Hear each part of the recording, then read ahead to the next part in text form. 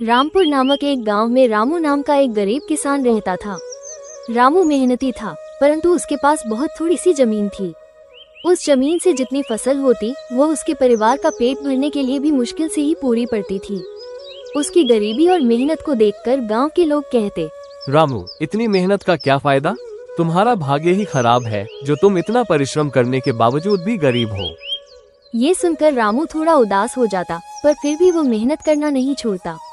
एक दिन गांव में एक साधु आए। गांव के लोग उनकी बातें बड़े ध्यान से सुनते थे और उन्हें बहुत मानते थे।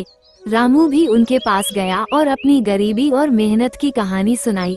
साधु ने उसे ध्यान से सुना और फिर कहा, तुम्हारी मेहनत जरूर रंग लाएगी बेटा, बस धैर्य रखो और अपनी मेहनत को बढ़ाते रहो। कभी कभी हमारी मेहनत के फल का समय आना थोड़ा देर से होता है, परंतु मेहनत का फल निश्चित रूप से मिलता है।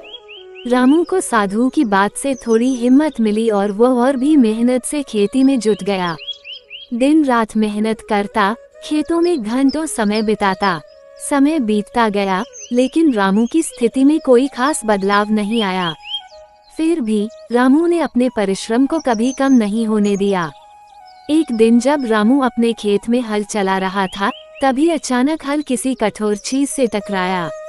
उसने हल को जमीन से निकाला और देखा कि वहाँ कुछ चमक रहा है।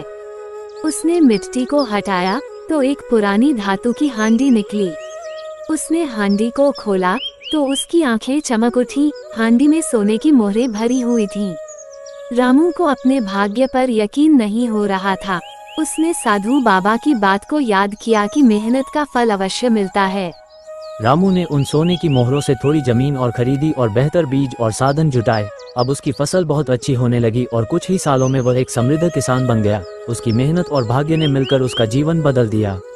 इस घटना के बाद गांव के लोग भी उसकी तारीफ करने लगे और कहने लगे, देखो, मेहनत का फल मिलता ही है, बस धैर्य रखना जरूरी है। रामू ने अपनी मेहनत और धैर्य से सिद्ध कर दिया कि सच्ची लगन और परिश्रम से किस्मत भी हमारे साथ चलने लगती है।